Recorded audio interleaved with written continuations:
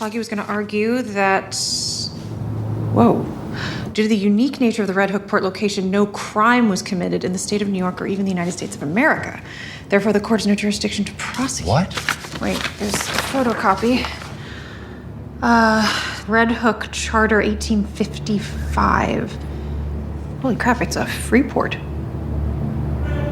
Exempt from the jurisdiction of the city and the country, for that matter. What would that have to do with the Fisks? Well, Vanessa has used the port to store art for years now. I mean, if it's a free port, she's doing it without customs, without taxation, without fear of seizures. She could launder money legally. Right. And now our mayor is building a new complex there. This charter would make it untouchable.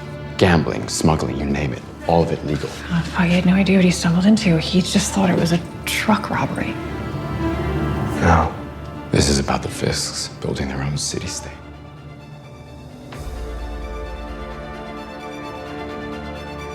Hey, panelists, welcome back to the show. I'm Mark. And I'm Steve. And I'm Becky. And this is going to be a spoiler-full podcast about season 1 of Daredevil Born Again on Disney+. This episode, we are covering the finale, episode 9. So, who wants to take the title and the synopsis?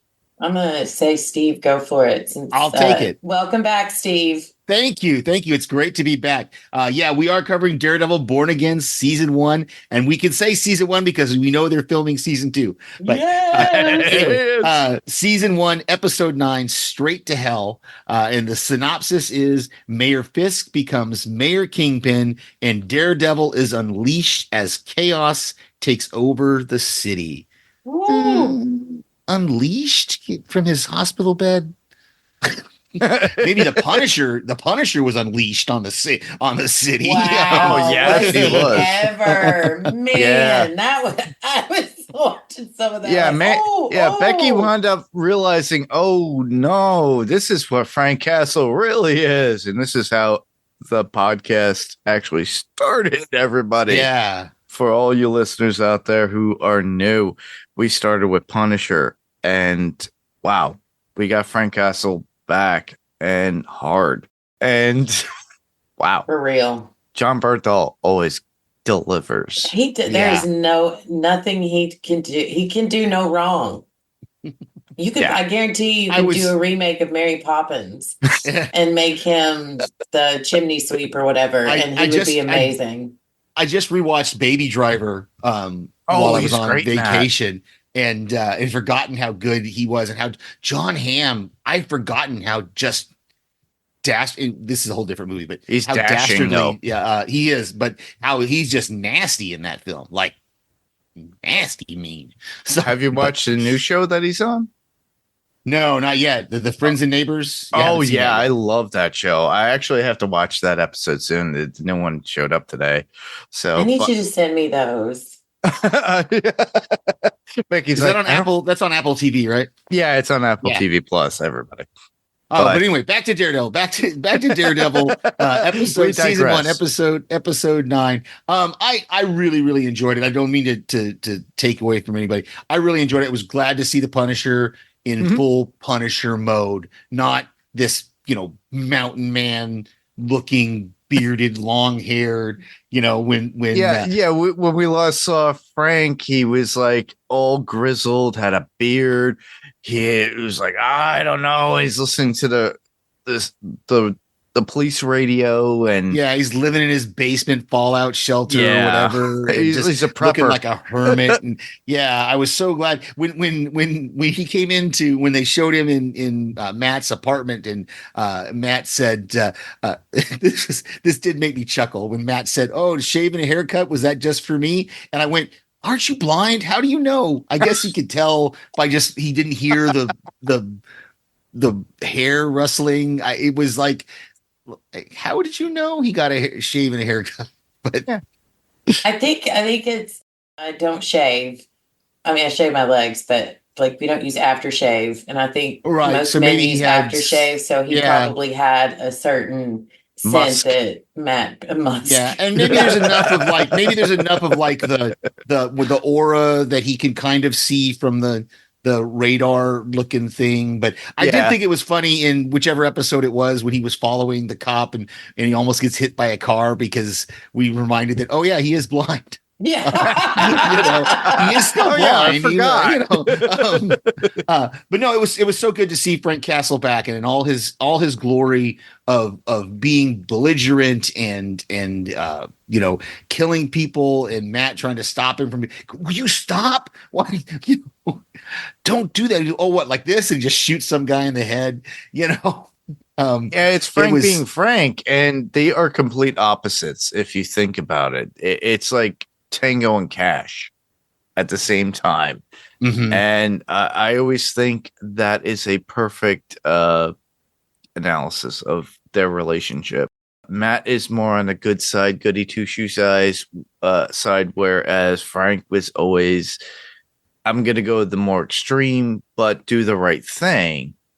Mm-hmm. But Matt's like, no.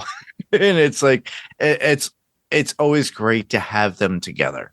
And their chemistry is amazing. And I'm still, now that we're done covering the pit, I can devote a little bit more extra free time to catching up on the original Daredevil that was on season Netflix. 3. So because I haven't seen a lot of those two together at this point. And Punisher too, by the way. You need to watch Punisher.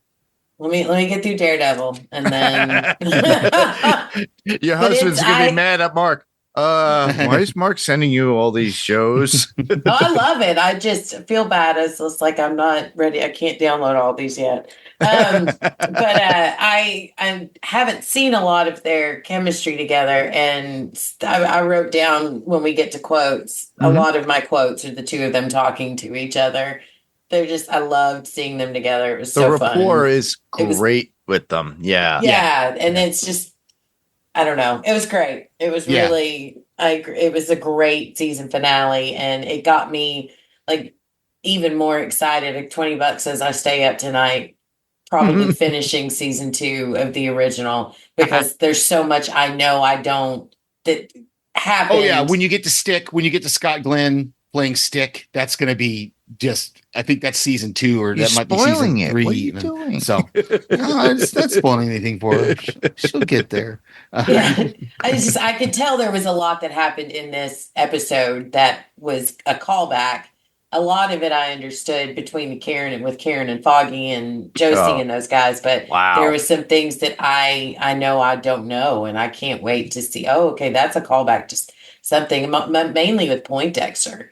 He's, all that's going to be new. So I'm very excited, but I loved it. And I am so glad we're going to get another season. Same, absolutely. And I'm glad they're filming it now, because that means we'll get it sooner rather than later. Hopefully 2026 in March, not probably. Too deep. Yeah. Hopefully, the same kind of time frame. Hopefully we'll get it early enough, but I have to digress for a minute, and I have to ask somebody, can somebody explain did you understand the whole, this part of Red Hook or whatever is not part of the United States, so you can do whatever you want? And can you explain that to me? Because I'm still confused about that. Because it's offshore. Anything that's on the seas is kind of open seas. It's not part of the land.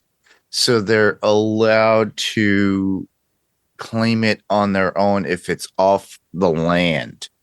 So if it's in open seas, it's available. And that way. I didn't think it was legally. Open sea. It's a port. It's not open sea. It's a port. And the way I understood it is a port. And because it is a port that is not attached, not attached to New York, so as to say, it has its own. It's designation. Like its own. Yes, and so it's not zoned, I guess. Correct. It's not zoned, so therefore the country there's no laws there. Honestly, I think it was a plot point. a bit of a stretch. I don't because usually stuff like that it happens on open seas. Right, like Mark was saying. So like if I you think 15 miles out into the ocean, I could get it. But this wasn't. I was like, it was something about it was never emancipated into the city, and I was like, it was part of that whole situation where it was not emancipated, so it's its own open port, very similar to open seas time, where like you could do gambling where it was illegally on land, but in this case they could do whatever they want. I think they kind of adapted it a little bit so that we could have that plot point as to why Foggy died. Yes. And why Vanessa and Fisk are doing what they're doing. Right. Okay. Yeah, it seemed a bit of a stretch. I understood a little bit of it, but I'm with you. It's like, okay, I don't fully, is that real? Right. But also I'm like Matt getting out of the hospital and going and fighting a gajillion people when he literally just one arm got shot. Yeah. He's lost blood and he's gotten shot, and you could see like there was a couple times when you saw him like have his arm kind of up, and this is visually this is great for the podcast. People can see where they showed him like kind of cradling his arm a little bit, to where he was only fighting with one arm. So I at least appreciated they tried to kind of, but at the same time, you're right, Becky. He's like doing all sorts of stuff and moves and flips. And I'm just like, he fell out of a building onto a car and he just got shot, and she just sticks a Band-Aid on him, and she's like, yeah, it looks fine. Everything's fine. Yeah. There's a little bit, but a very comic booky kind of stuff. I know. I love it. I still loved it. Yeah. Same. It did not take away anything from it, but I did write in my notes whenever we get to that part is how is he doing all this when he just got shot? Yeah. I was, but I love it at the end of the episode, Karen kind of tells him, no, you can't go, he wants to go take on all these guys in this area that's no laws. And she's like, no, you can't go. There's an army down there. You'll die. And I love, we get that line. And it's the only line really that sticks in me that I didn't record any lines, was when he says, yeah, we need our own army. And I was very, very, there's a lot of setup for the next season, which that sounds excited. Like Defenders. Yeah, Defenders kind of thing. Like maybe we're gonna get Luke Cage, we're gonna get Coulter. We're gonna get Christian Ritter, or we're gonna get Jessica Jones. There was rumors about that formulating about this season, and that they would make an appearance. We didn't get those appearances, but I think season 2 would probably point that out. Mike Coulter obviously lost all the muscle, but gotta love him. He will put it on.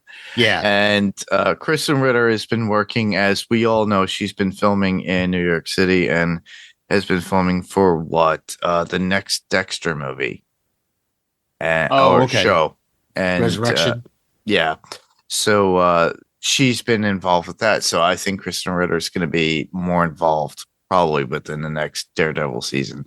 And we might get a Defenders show. Or at least get some episodes with more than just one. Exactly. One hero. Yeah. So, and I look forward to that. Whether or not we get an Iron Fist is another story, everybody. I was unclear also, and Becky, you mentioned Bullseye. Did we see him at the end? Yep. Again, because I was trying to watching it for the second time, and so we did see him after he shot at Fisk. Yeah, he was in Matt's apartment when they were doing that brilliant job of them. It was a montage saying we need an army. Montage. Okay, and they're going through the faces that are at Josie's and Frank and all all these people. Heather, Fisk. They're doing all the, like you said, montage. He was standing in Matt's apartment looking at the broken glass, and that is a handsome man. Wow. Yes. Okay. Woo. When Vanessa showed up to see him in jail, because I didn't pay that much attention to him before because but I just was like, oh, look at his face. He's doing a lot more acting with his face than he was in that first courtroom scene. That so he did. It's paying it. It's paying him more attention to him because he's doing more, and I'm learning more about him, which is why I can't wait to get back into the earlier episodes. But yeah, he's not bad to look at. But I feel bad for him. Yes. Because there's obviously some kind of history there. I'm not saying his actions are good, but Vanessa really exploited him. Oh, she did. Yeah. And I don't know. I want to take back my hashtag Team Vanessa that I said at the start of this season. And I was wrong. She made it all the way to the end, and she's back with Kingpin. They're at the end. They're sharing dinner next to the blood spattered, white rabbit in a snowstorm painting. And she's staying in the red dress. She's the devil. Yep. And he's got his white suit on. We see he's fully Kingpin. He smashes that guy's head. Oh, it was so gross. I couldn't watch it the second time. I had to put classic Daredevil at that point. It's going back to the Netflix show. We talked about that the last couple of episodes, how they're really embracing that otherworld Daredevil gore. Yeah, they're not holding back anymore. So kudos to them for really. Yeah, we got a lot of F words in this last episode. Yeah. I was really surprised at Disney. I was like, whoa, this is more of an adult show more than anything.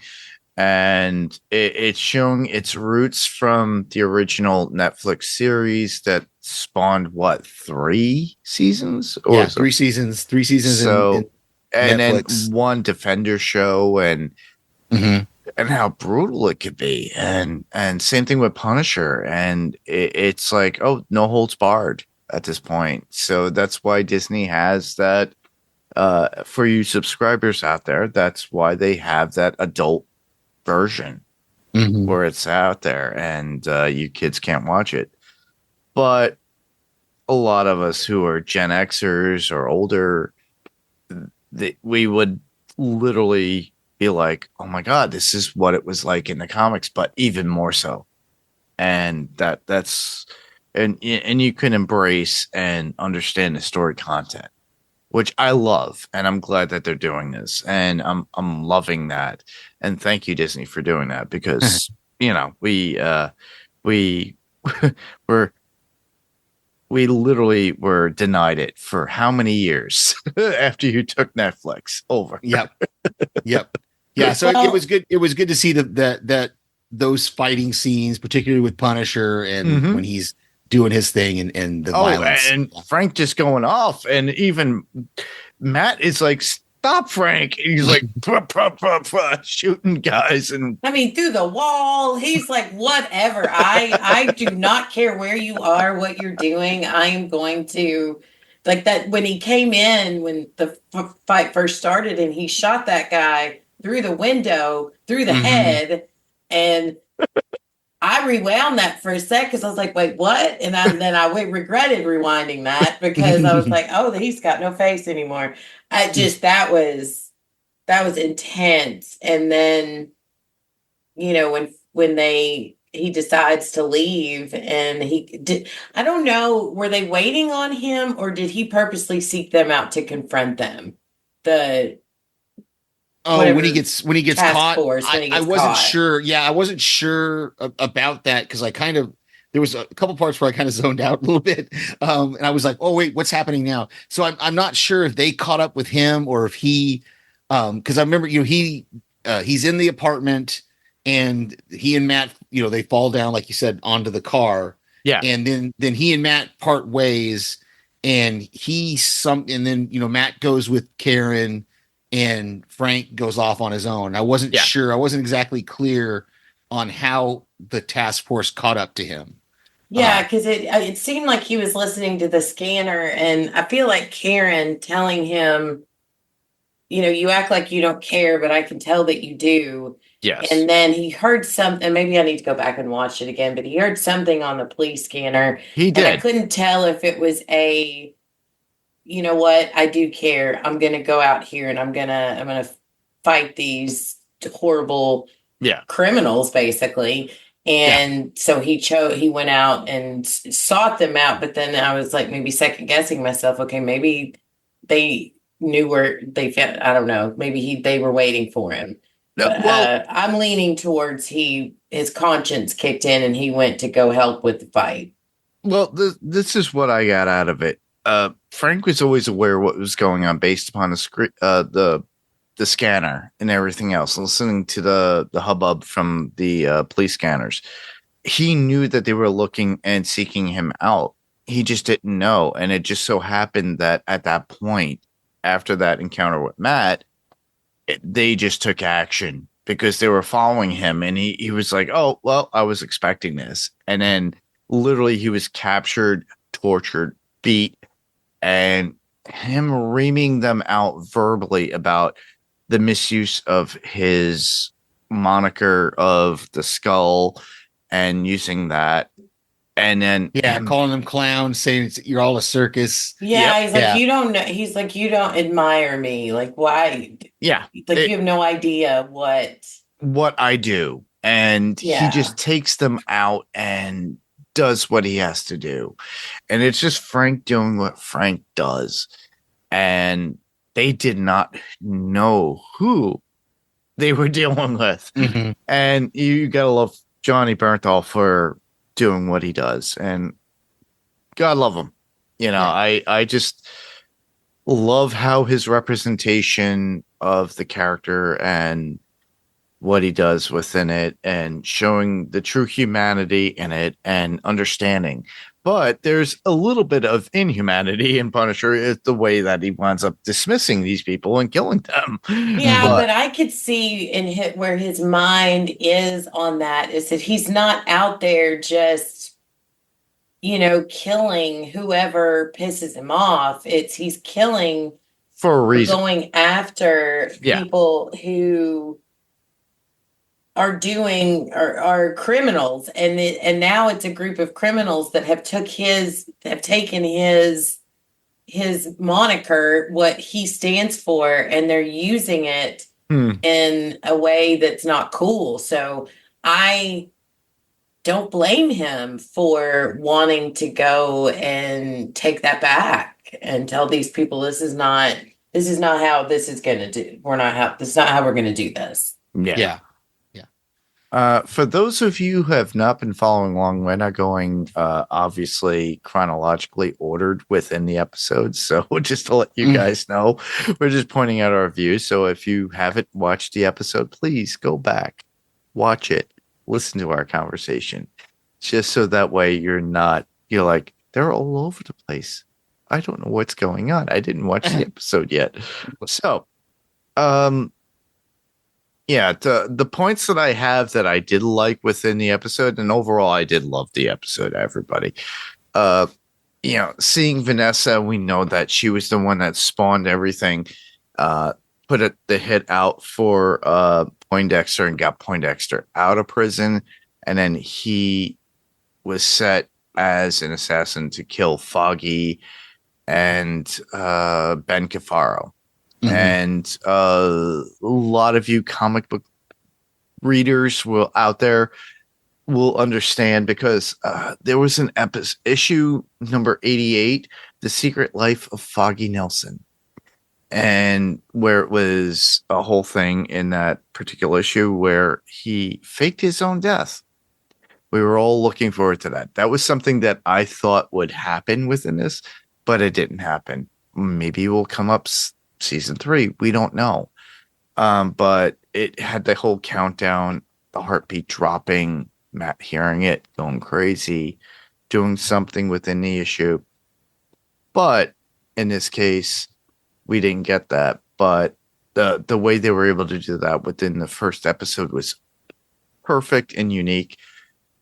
But the fact that Vanessa pinpointed and created this assassination hit with Poindexter was amazing. And we see everything coming together. Literally, everything is starting to come full point in the story, and what happened we all know. And that's what I really did enjoy about that in that first scene, because he had to sign his name and he had to use a felt pen because obviously they can't give him a real pen.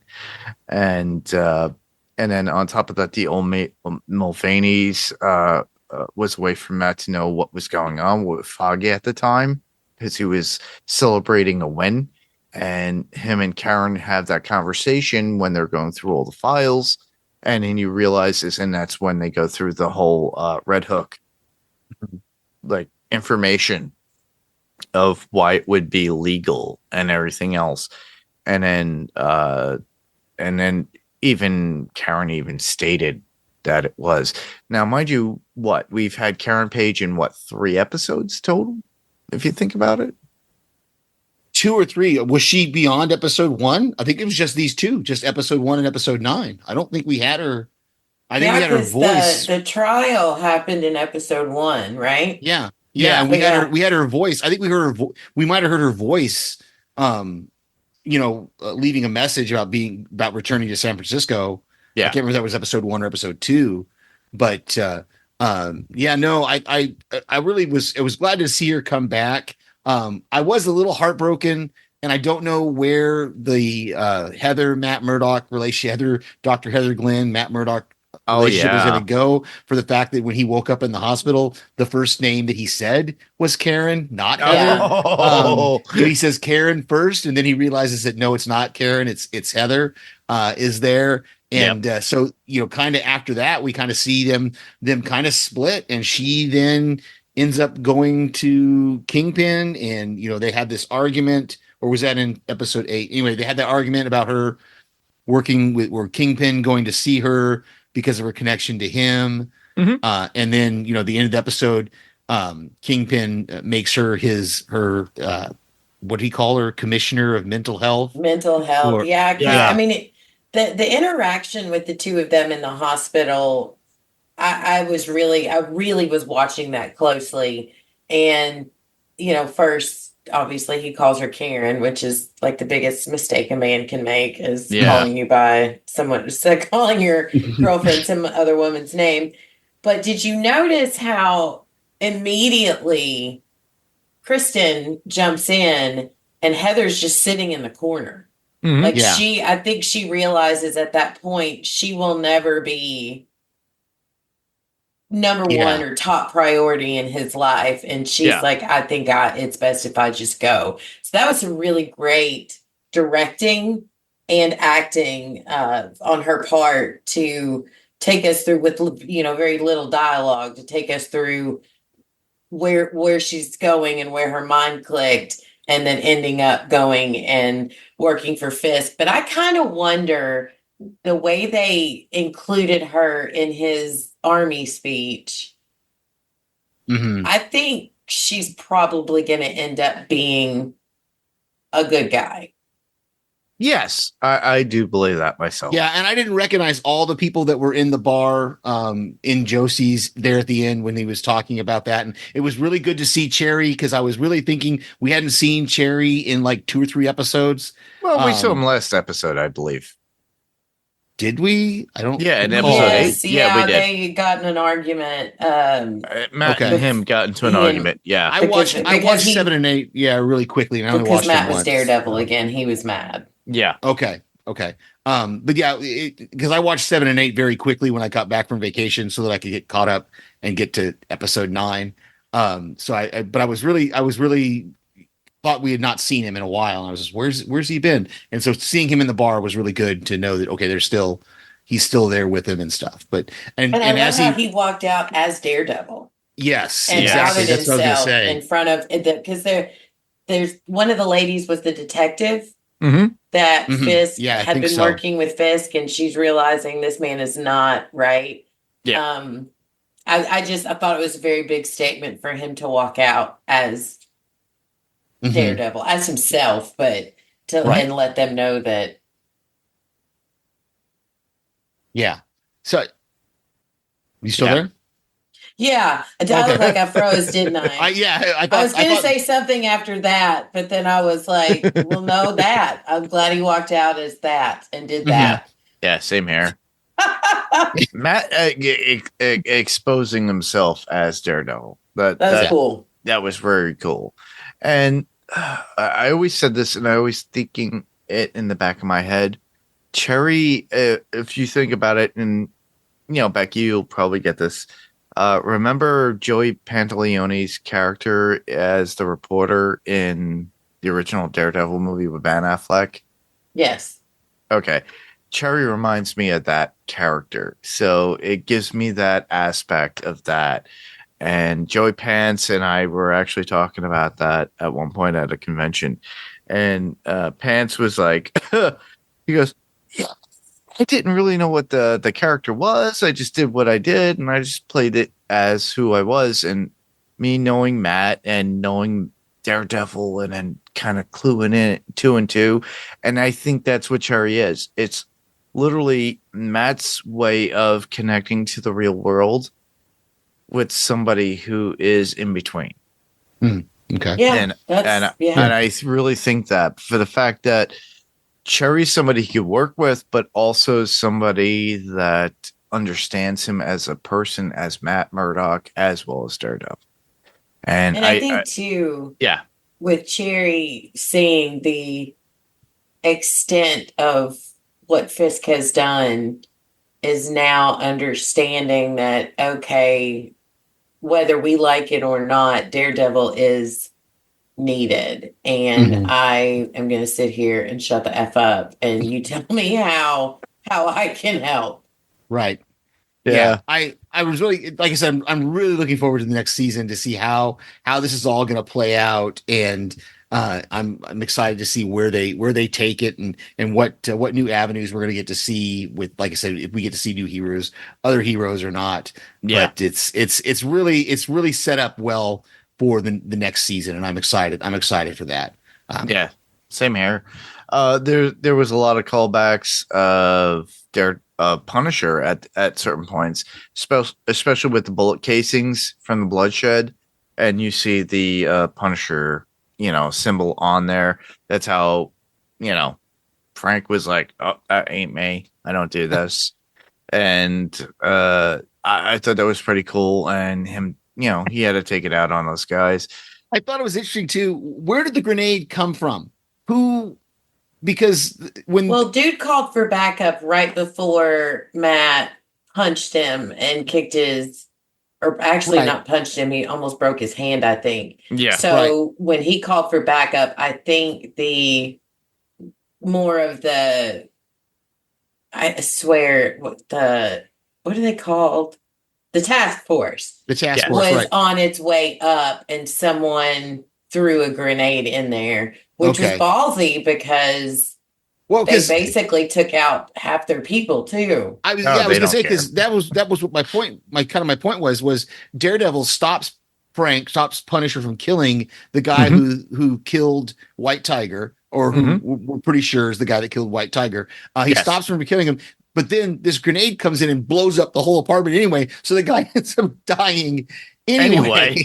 I was just kind of like, wow, that's kind of interesting. They didn't, like you said, Becky, like half the task force gets taken out by their own people. But they don't seem to care. They do not seem to care about each other or law or an order. So it doesn't surprise me that they would just, at the risk of, with the reward would be we took out Daredevil and Punisher, so the rest of y'all, sorry about your luck. You just you're and they would be painted out to be heroes.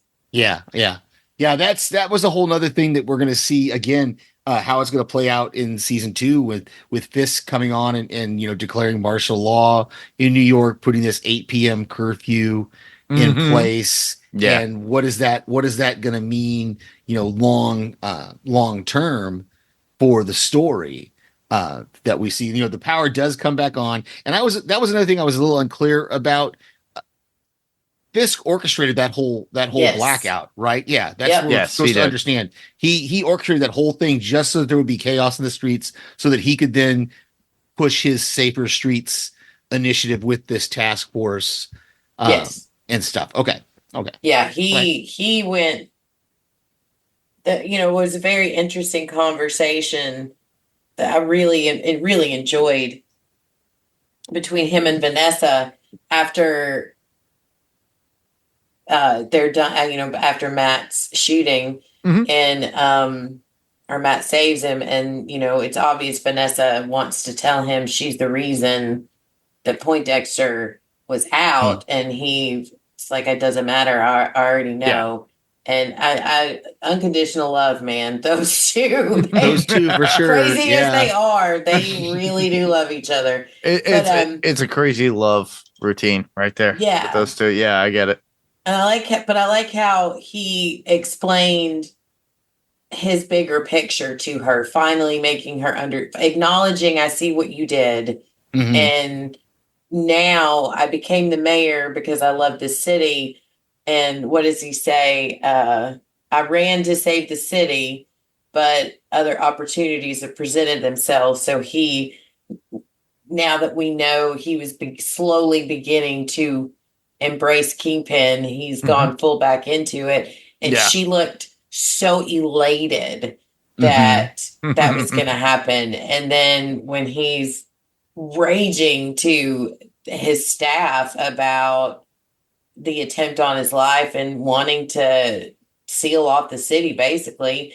And, Sheila keeps trying to tell him, no, this isn't how it works. You can't do this. And he says, a dead hero is better than a live vigilante. Yep. I was like, this guy, he's laser focused. He cannot think of anything else other than power. And the thing keeping him from power is other men doing things good in the name of good.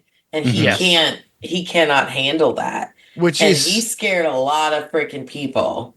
Yeah, he did. And I have to show a comparison to him amongst Tony Stark.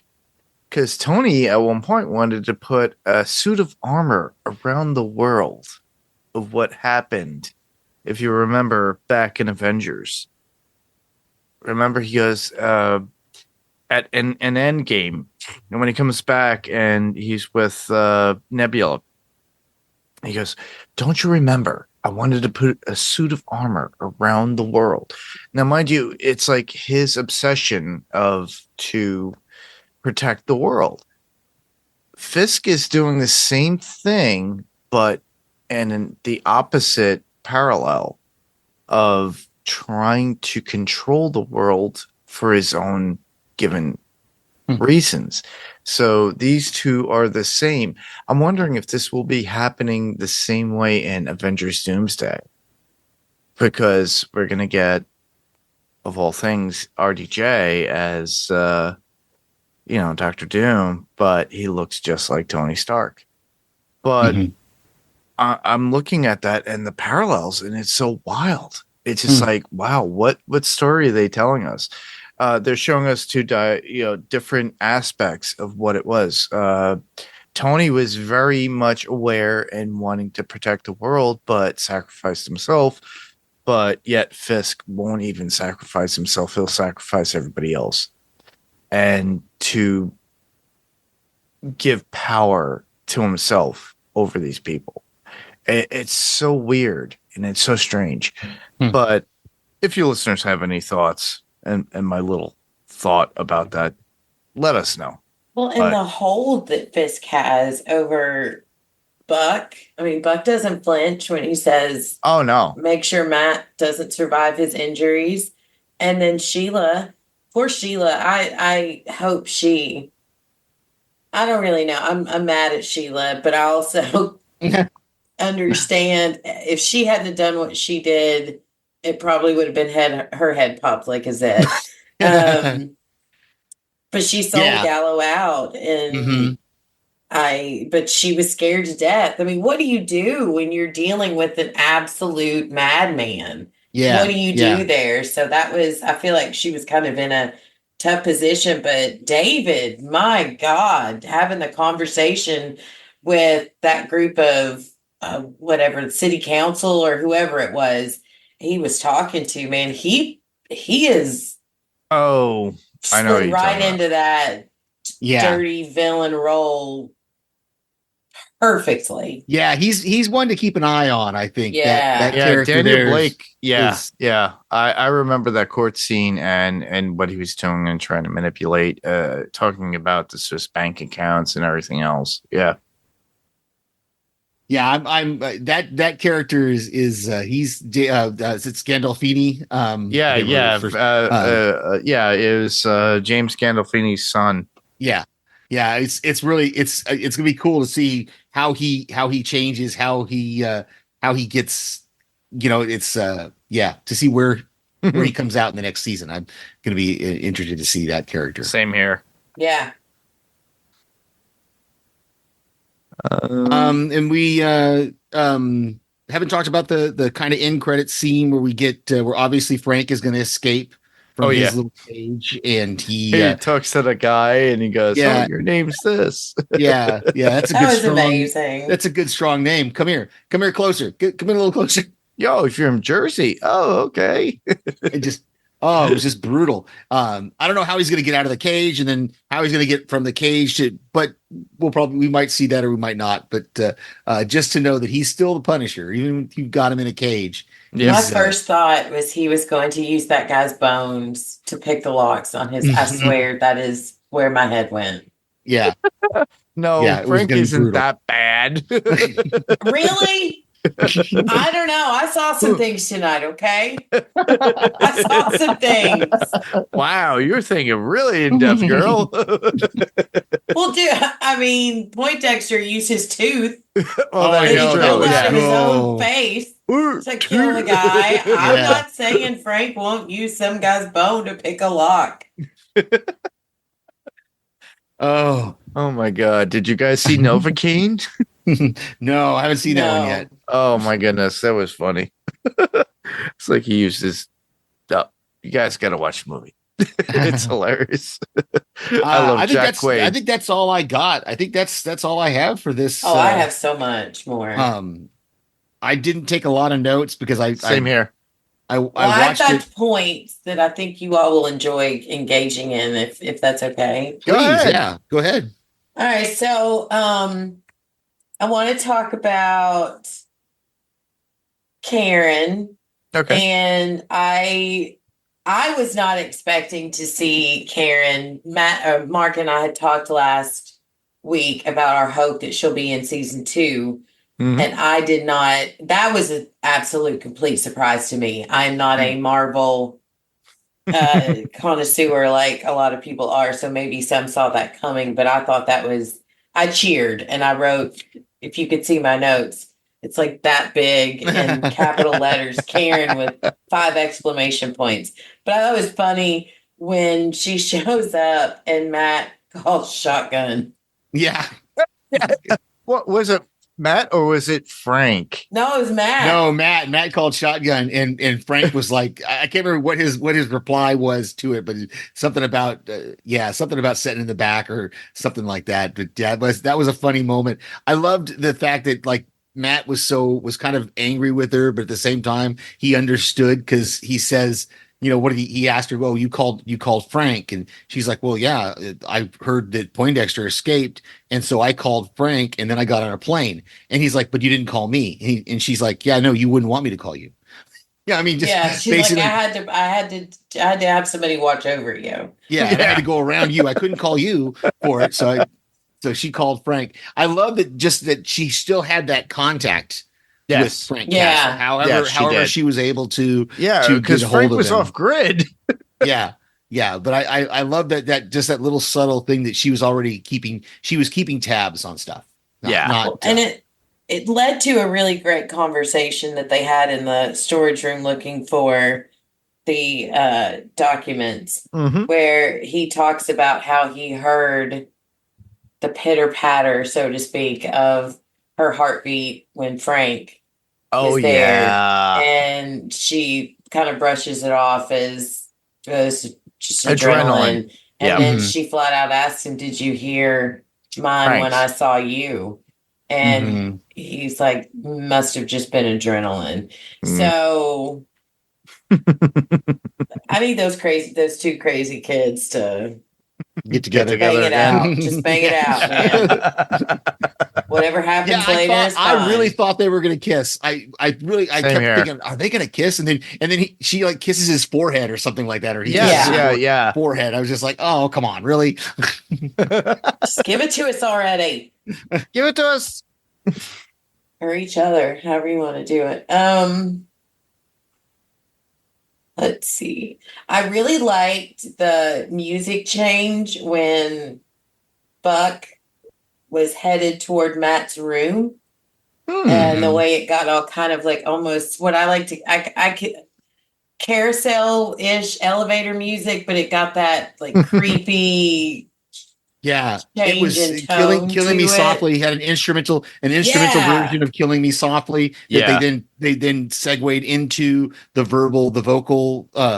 It was like a music thing that you hear in an elevator, and then just segues into it. Yeah, I love the coffee jokes between Matt and Frank, and I hope that in season 2, every time those two are together, there's something about coffee. Sorry, I'm just going through. Go ahead. Yeah, no, go ahead. Because like I said, I'm kind of tapped out. Same here. I'm loving responding to what you got. All right, so I guess it's gonna get to the end. I have a lot of notes on the ending, so I'm just gonna read through them, and y'all tell me. I'll stop when I get to where I draw lines here. So first, we have Matt and Karen, and Steve, you touched on it earlier, where she convinces him not to go in there because if he goes in there, he's going to kill her. He's going to die, and she's got to be smart. And I'm so thankful he listened. That would have been a traditional superhero movie moment for him to have jumped up and gone all full, crazy. And I'm glad that didn't happen. But that led to one of the greatest conversations where he says, "I'm going to take back this city, Karen." And she said, "Where do you start?" And Steve, you were saying earlier, he said, we need an army. And then he goes into talking about how he thought God took his sight when he was a kid, but then he realized that it was a gift. And I loved Matt admitting that it wasn't the mask that made him better, but he needed the mask to believe that he could be better. I thought that was a very big admit for him to finally come to this conclusion after he's been at war with himself and Daredevil as two separate entities. I feel like at that point, hence him walking into Josie's as Daredevil, I feel like they finally become one person. I really liked that. Anything to add there? No, I think you're right. I really liked that when they showed him as a kid kind of staring out the window, and then it like you said, cuts into him realizing that it wasn't his sight wasn't taken away. He was given a gift. So I really like, I totally agree with you. And then the last I have is the way, and they did it. They've done it almost almost at the end of every episode this season, where they've gone back and forth between Fisk and Matt and the good and evil that are going on. And they did it in this episode as he's having this conversation with, I'm assuming, with Karen.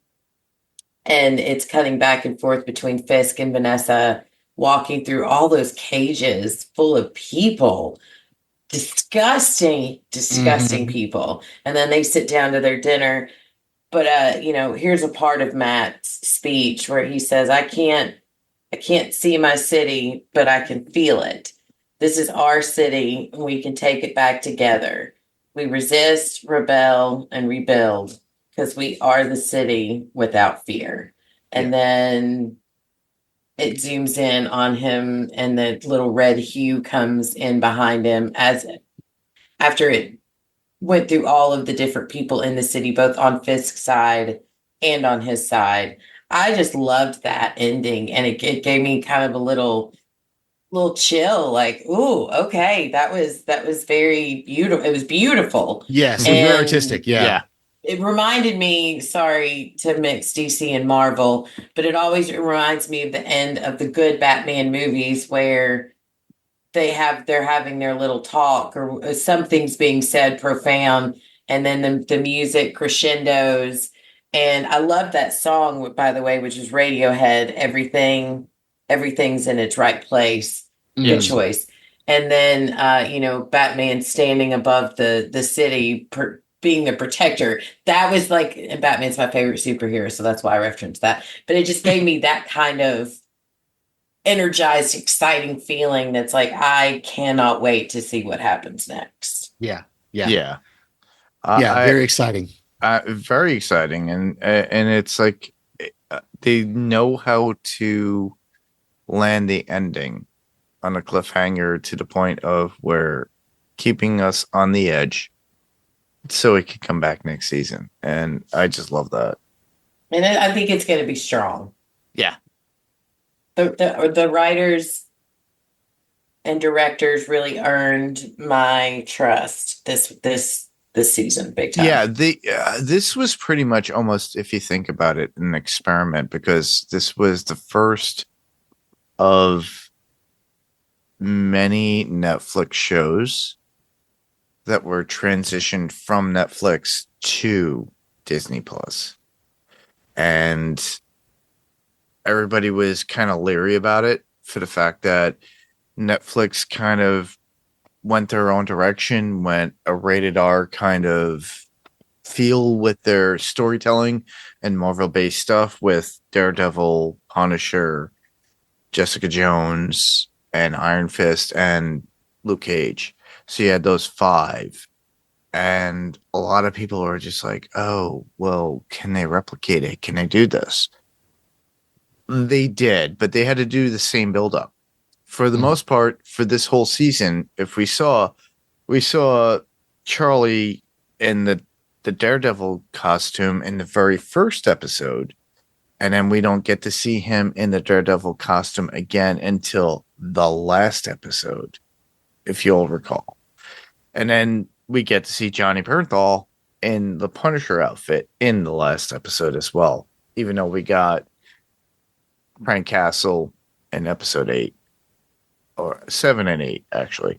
And I really liked that they didn't push Daredevil until the end. I think that I know some of the comments that I've read is people were like, "Where's the suit? This is correct." Yeah, they could have taken it in a Matt saves the world one case at a time scenario. Correct. But I think the way they chose to delay that gratification and build it up made that very last moment of, him standing in being seen through the window at Josie's it just made it so much better. I think they did the right thing there. It was full circle at that point, him at Josie's, because that's where the episode started off and where we lost Foggy. So, it's so sad, but we're getting more. And we look forward to what we get in season 2, everybody. Yep. That's all I have left are quotes. Thank you for letting me get through all those.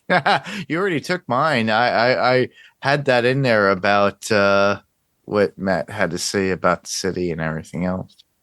Sorry. You went out of city in fear. No. I think perfectly. I wrote half the script down. You probably did. I got a lot of quotes, so I may say I've got more. If you got more, go ahead. Please. I don't have any quotes other than that one thing, and you could go all you want. Steve? No, go ahead. Okay. Well, we have when Vanessa is in talking with Poindexter, that whole thing broke my heart. It really did. I've never felt so bad for an assassin in my life.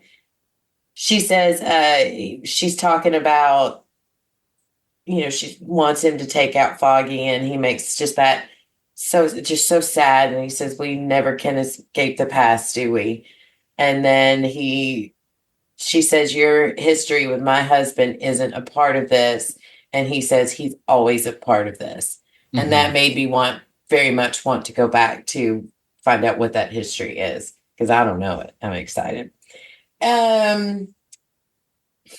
When Frank and Matt are in Matt's apartment and Frank says new costume, what do they call you, nightgown man? Nightgown man. Yeah, that was funny. That made me laugh.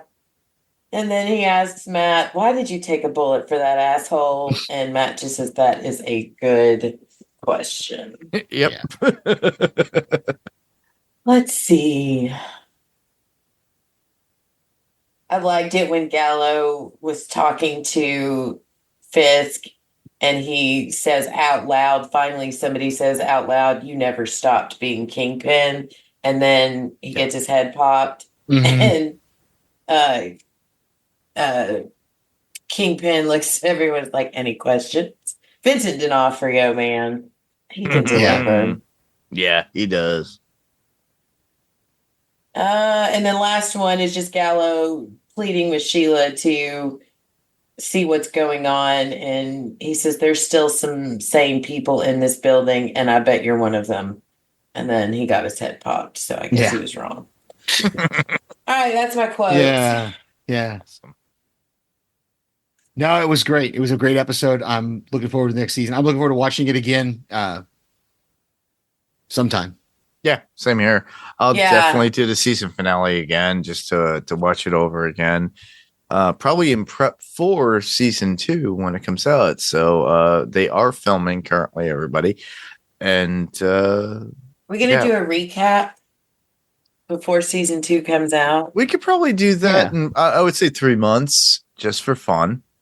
Because I'm gonna be finished with everything by then. Mm-hmm. So hold on, no. You got Daredevil season. Okay, I'm gonna be finished with Daredevil. You got by the time Daredevil comes back, and then we'll definitely do some kind of a recap before the next season comes out. Punisher, baby steps, Mark. Baby steps. I know, and Luke Cage. Oh my, that was a good show. Anyhow. That was a bit of our coverage on Daredevil season 1 of Daredevil Born Again, and for the finale, and that was fun, and I love that talk. A little bit of comic book news or stuff that's coming out there. Fantastic Four, the trailer has officially dropped, and it was great, and I'm looking forward to that. But I'm looking more forward to, of all things, the Thunderbolts. I don't know why. Maybe it's because it's a renegade ragtag kind of group. But is that Marvel's version of Suicide Squad? Well, technically, if you think about it, yes. Okay. Yeah. I guess I'm not familiar with that. I'm learning a lot about Marvel as I go. The thing about the Thunderbolts, to me, it reminds me of how when Guardians of the Galaxy came out initially, nobody was expecting that movie. Nobody cared for these characters from that series and that comic. And James Gunn, out of the blue, said, hey, I'm going to do this for Marvel because they had licensing, and it became a huge hit. Now we had a taste of Bucky, which just dropped recently this past Tuesday, everybody.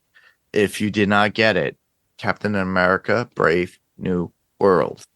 And Bucky was in there to show up for Sam at one point. Senator Bucky, which is so funny. Anyhow, but we get all these cool advertisements or advertisements and these trailers that are going on about the Thunderbolts, and I'm looking forward to it more and more. And we will be covering the Thunderbolts. We'll also be covering Fantastic Four as well, and whatever comes our way. I have been on a whole Captain America streak recently, so I've been downloading older films that you can't find anymore. Captain America 1979, Captain America 1980, and Captain America 1990. If you'll remember that. So we might actually do a one-off just to talk about those. I know a lot of people like, oh, those are terrible. Yeah, what? You know what? It's history. It's Marvel history.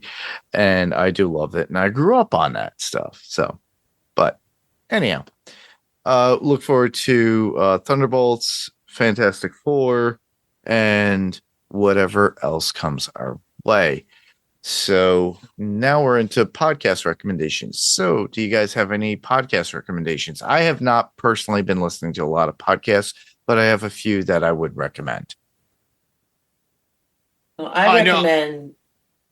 Go ahead, Steve. I was going to say, I don't really have any. I've just having come back from vacation. I really haven't had a chance to catch up on stuff. I'm trying to listen to some of the older podcasting stuff. I was trying to get caught up on Yellow Jackets, WTF. Which if you're a Yellow Jackets fan, that's on Podcastica. And again, just I'm gonna look into Andor. I haven't watched any of Andor yet, but I want to check out season 1 before season 2 comes out. Yeah, so I don't really have anything. I'm recommending The Handmaid's Tale with Daphne and Wendy, and they had a special guest this week, and I wish I could remember that young lady's name, but it was so good. It was so good. They're doing a great job of the coverage of the show, but they're doing I like how they're using their voice to kind of talk about how it compares to current world events, and it's so good. So they're on Podcastica, and Awesome. then over on Pirate Core, I do want to recommend Mandy's podcast, Dinner for Her, for those for the ladies out there and men out there who love to hear about impressive women in history. She's doing a really great job, and I'm going to be on her podcast next episode, and I'm scared for what we're going to have to eat, but we'll learn more about that later. But yeah, check out Dinner for Her. Yeah, definitely Dinner for Her. Doing a great job. Yeah. That could be found on the Pirate Core Entertainment.com, or if you go to our Facebook page, it would be best. Right now, we're still under construction for the Pirate Core Entertainment.com. But you could find that on Spotify, Apple Podcasts, everything else. I do highly recommend TV Podcast Industries. They are covering pretty much what we're covering here, but I like to give people an option to listen to two different versions or analysis of these shows. And I think Derek and John and their friends are doing perfectly well with what they do when it comes to Daredevil Born Again and all the other shows that are out there. I'm like, they cover so much. They actually do cover Andor and things of that nature. And I just love them to death. Same thing with Kirk Manley and his friend. And they're doing that on the Marvel Cast on Podcastica as well. So give them and show them some love as well. As you guys all know, Kirk Manley did our artwork for a podcast, and give love to Kirk Manley. And you could find that on the PirateCoreEntertainment.com website. You could click links and you could actually, get him to do some artwork for you for a certain price. Talk to him. Anyhow, he can be found in a lot of conventions coming up soon. As far as feedback, we didn't get any, but it always happens. Yeah, but honestly, a lot of people are like me. I like to listen, and I don't send in feedback.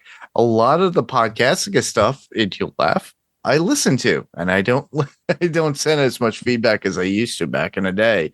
But when I do, it kind of gets lost in the shuffle and everything. But if you wanted to, all you have to do is literally go to our Facebook page. That would be Panels to Pixels. Facebook.com panels to pixels. And then, you'll see an image of what we're covering. All you have to do is leave the comment down below.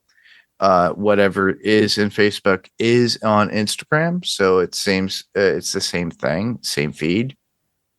So if you write it, we'll read it. You could email us at panels2pixels1@gmail.com. That's panels, 2 is spelled out T-O, pixels, and the number 1@gmail.com. Write your thoughts out, or if you really, really want to, you can record yourself, and through today's technology, you can record yourself and just add that as an attachment, and we'll play it. And it's as if you're on the actual podcast yourself. A lot of these podcasts are also on YouTube as well. So all you have to do is search for Panels to Pixels podcast on YouTube. Ring the bell, subscribe, and if you like what we're doing, give it a thumbs up. And then if you put a message in the previous podcast about what you want to talk about, we'll be able to read it. And that'll be helpful as well.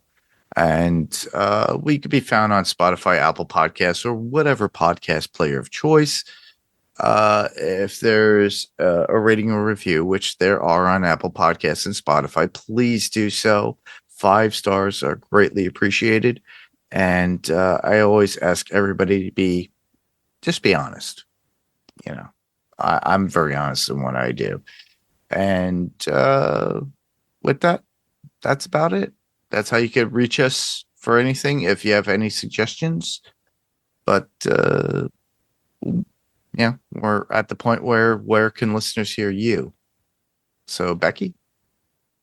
I can be heard here on Panels to Pixels, a Journal and Cinema podcast, and my very own podcast, What's On Tonight, where we just wrapped our coverage of the incredible, amazing first season of The Pit. We will be releasing an interview with one of the cast members we spoke with next week. And then we are going to take a week off, do a binge watch of the full season, and then we will do a season 1 recap with a lot of fun. Awesome. Awards and feedback from our very amazing listeners. So check us out. Awesome. Steve? Well, and I can be heard right here on Panels to Pixels podcast. And also you might hear my voice on various other podcasts that I send voicemails to for feedback part. But mostly here on Panels to Pixels and occasionally on a Journal of Cinema and just wherever I can jump in and get heard. Awesome. And as always, you can hear me on Panels to Pixels as always, you probably don't like me. I'm the host. I just do what I do. Anyhow, I also do a Journal and Cinema podcast, as well as the Pyrocore Entertainment Music podcast. So we already have 2 under our belt for the Pyrocore Music podcast. And we did Jagged Little Pill. So you heard Becky on that. And then we had our friend Rima Joe, who was on, who is the host of Strange Indeed, that is found on Podcastica. She does Stranger Things, and wow, she covers a lot on there too. But I'm not going to go into it. But anyhow, we did Appetite for Destruction by Guns N' Roses. Coming up next, my friend Rob and I will be covering Iron Maiden, their 50-year journey. For the Pyrocore Music podcast, and then we'll be covering Rad from 1986 on Adrenaline Cinema podcast. You could hear myself and Jerry Gomez in the near future. We're going to be doing Conquest of Planet of the Apes that came out in the late 70s. Not going to give the exact date, everybody, but it's old. Anyhow. Look forward to that stuff, and I could be found there. So that's about it, and I think that's about it for this particular podcast. So I just want to thank everyone for listening. I'm Mark, and I'm Steve, and I'm Becky. Same podcast, different panel, different pixel. This was Panels to Pixels podcast. And we'll see you on the next panel. We'll talk to you guys soon. Bye. Good night. Bye.